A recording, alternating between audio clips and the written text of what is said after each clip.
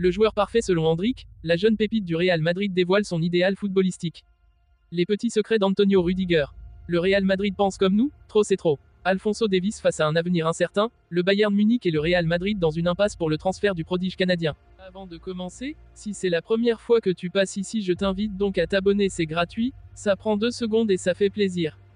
Merci beaucoup à toi. Depuis son arrivée au Real Madrid, Endrick, le jeune prodige brésilien, n'a cessé de faire parler de lui. À seulement 18 ans, le joueur affiche une maturité impressionnante et un sens de la communication qui a rapidement conquis les médias espagnols.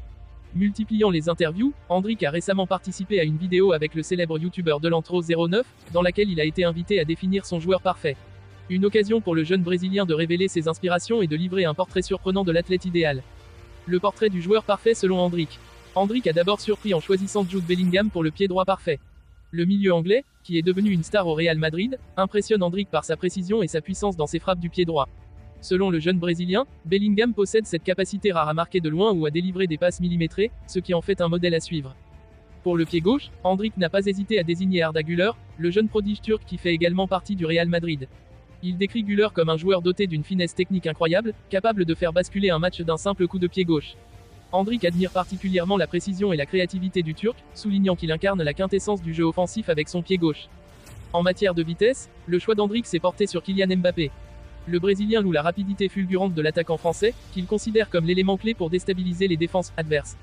Mbappé est un exemple de modernité, un joueur capable de changer le cours d'un match grâce à sa vitesse exceptionnelle, affirme Endrick. Quand il s'agit de la qualité de passe, Endrick a opté pour Toni Kroos, le maître à jouer allemand du Real Madrid. Il souligne l'incroyable capacité de Kroos à contrôler le tempo du jeu et à distribuer des ballons d'une précision chirurgicale. Kroos voit des passes que personne d'autre ne voit, il est une légende vivante du milieu de terrain, confie-t-il. Pour la force physique, Endrick n'a eu aucun doute en choisissant Antonio Rüdiger. Le défenseur allemand est un véritable colosse sur le terrain, imposant son autorité aussi bien dans les duels aériens que sur les contacts. Endrick admire la robustesse de Rüdiger, qu'il considère comme l'un des défenseurs les plus redoutables d'Europe. La précision devant le but est une qualité que le jeune Brésilien attribue à Rodrigo, son compatriote et coéquipier au Real Madrid. Endrick est fasciné par la capacité de Rodrigo à transformer des occasions en but, même sous pression. Rodrigo a cette sérénité et cette justesse devant le but qui font de lui un attaquant unique, déclare-t-il. Pour le dribble, Neymar, l'idole de jeunesse d'Endrick, reste incontestablement la référence. Le prodige brésilien n'a jamais caché son admiration pour l'ailier du PSG, dont les dribbles spectaculaires ont fait le tour du monde. Neymar est un magicien, un artiste du ballon. Il inspire des millions de jeunes footballeurs, moi y compris, avoue Endrick. Enfin, la surprise de ce profil est venue du choix d'Endrick pour la coiffure, Cristiano Ronaldo. Bien que CR7 soit son joueur préféré, c'est avant tout pour son apparence et son style que le jeune Brésilien l'a sélectionné dans cette catégorie. Cristiano est un modèle d'élégance, toujours impeccable sur et en dehors du terrain. Son look est devenu iconique, explique Endrick en souriant. Un aperçu des inspirations d'Endrick. Ce portrait du joueur parfait selon Endrick montre à quel point le jeune Brésilien est à l'écoute de ses coéquipiers et des légendes du football. Il combine des qualités provenant de plusieurs générations de footballeurs, montrant ainsi son respect pour l'héritage du jeu tout en se projetant vers l'avenir. Cette interview ne manquera pas d'alimenter les discussions parmi les fans du Real Madrid, intrigués par les choix parfois surprenants de leur nouvelle star. Quoi qu'il en soit, Endrick continue de fasciner par sa maturité, sa passion pour le football, et son ambition de devenir un grand du sport roi. La saison dernière, Rüdiger a été le joueur de champ le plus utilisé en Europe, terminant la saison avec 62 matchs au compteur, soit 5344 minutes de jeu. Son coach personnel a été interviewé par Marca et a révélé comment le défenseur travaille en amont pour tenir ce rythme fou. Depuis un an, Rüdiger travaillait avec Noah Sani, un coach personnel qui évolue dans le monde du sport depuis plus de 10 ans. Je travaille avec d'autres athlètes, mais je n'avais jamais travaillé avec une star comme Toni auparavant, et je suis très reconnaissant de la confiance qu'il m'accorde, déclare Noah à Marca. C'est la première fois que je donne une interview, avoue-t-il. Quelques mois seulement après leur arrivée au Real, Rüdiger et son entourage ont compris que ce club était différent et que pour réussir, il fallait tout optimiser. Je pense que c'est l'une des premières choses qu'il m'a dites, le Real, ce n'est pas une blague et je veux devenir une légende ici, raconte Noah. Je n'avais jamais été avec un joueur de ce niveau. Son frère m'a dit d'y aller doucement, mais, dans la salle de sport, tout était parfait, tout était sec pour qu'il ne glisse pas. Imaginez qu'il se blesse, vu la valeur d'un joueur comme lui, dit-il. Alimentation et récupération. Petit à petit, Rüdiger a introduit des changements dans sa vie quotidienne qui lui ont permis d'être performant au plus haut niveau. Ce n'est pas une révolution, car il a toujours très bien fait les choses, mais nous avons apporté des changements dans son alimentation et dans la récupération. Je ne lui ai rien interdit, car le joueur doit se sentir libre, mais j'essaie de lui donner tous les outils pour qu'il puisse continuer à s'améliorer. Les conseils de Noah ont même poussé Rüdiger à rénover sa maison, en construisant une salle avec un caisson hyperbar, une salle de sport, une salle de récupération, un sauna. Un centre de haute performance qu'il utilise tous les jours. Mais la meilleure façon de récupérer après un match, c'est, dans le cas de Tony, c'est sa famille. Après un match, il n'y a rien de mieux pour lui que de rentrer chez lui et d'être avec sa femme et ses enfants, cette déconnexion l'aide beaucoup.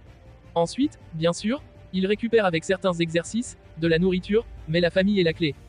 83 kg, seulement. Lorsqu'il s'agit de définir Rudiger physiquement, Noah ne sait pas par où commencer.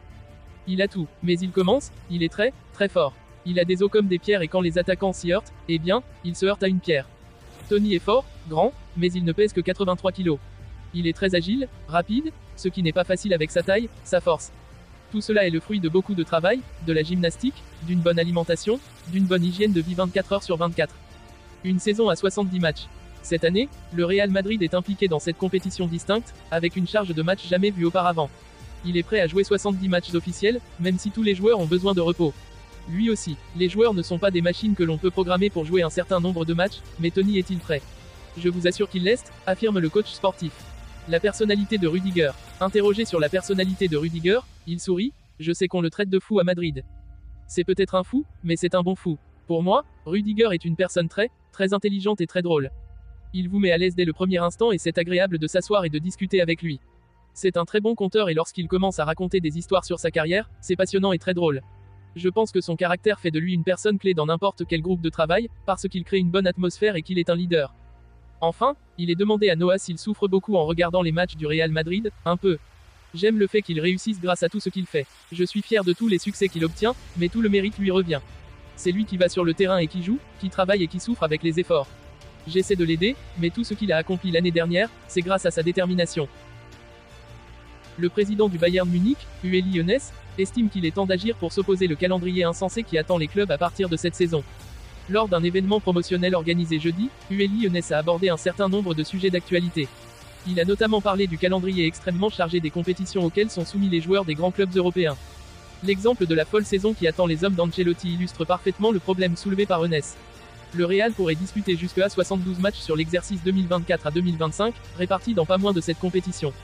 Le président du club bavarois s'est exprimé avec virulence à ce propos et a lancé un appel visant à convaincre les institutions en place de trouver une solution à un problème dont tout le monde parle depuis de nombreuses années. Ça ne peut plus durer. Trop c'est trop, ça ne peut plus durer. L'accumulation des compétitions doit être stoppée, a déclaré Hoeneß. Les grands clubs comme le Real Madrid pensent comme nous, ils ont les mêmes préoccupations. À un moment donné, il faut fixer des limites. Les projets de certaines personnes à la FIFA et à l'UEFA sont insensés. L'intérêt pour le football diminuera si vous avez des matchs tous les 3 jours.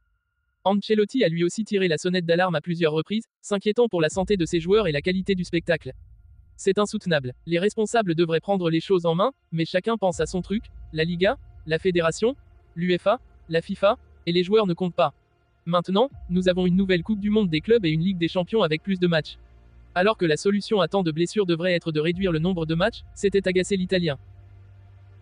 Alphonso Davies, l'un des latéraux gauches les plus convoités du monde, est au cœur d'une saga de transferts qui tient en haleine les fans du Bayern Munich et du Real Madrid. Le contrat de la star canadienne, qui expire dans 1 an, n'a toujours pas été renouvelé, plongeant le Bayern dans une situation complexe. Des négociations salariales au point mort. Le Bayern Munich, conscient de l'importance de Davies dans son effectif, a entamé des discussions pour prolonger son contrat. Cependant, ces négociations se heurtent à un obstacle majeur, les exigences salariales de Davies.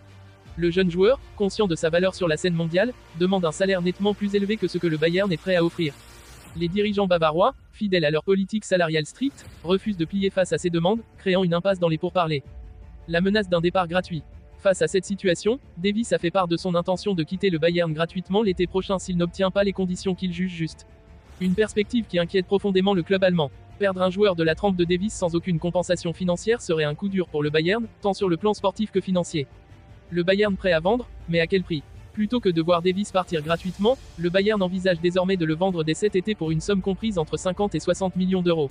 Cependant, aucun club ne semble prêt à payer un tel montant pour un joueur qui pourrait être libre dans 1 an. Cette position met encore plus de pression sur les dirigeants bavarois, qui doivent trouver un équilibre entre maximiser la valeur de leurs joueurs et éviter une perte totale. Le Real Madrid en embuscade. Le Real Madrid, toujours à la recherche de renforts de qualité, a exprimé un intérêt prononcé pour Davies. Les relations entre le joueur et le club espagnol sont excellentes, et il est de notoriété publique que Davies verrait d'un bon œil un transfert vers la capitale espagnole. Cependant, le Real Madrid n'est prêt à offrir que 30 millions d'euros pour s'attacher les services du Canadien, une somme que le Bayern juge bien en dessous de la valeur réelle du joueur.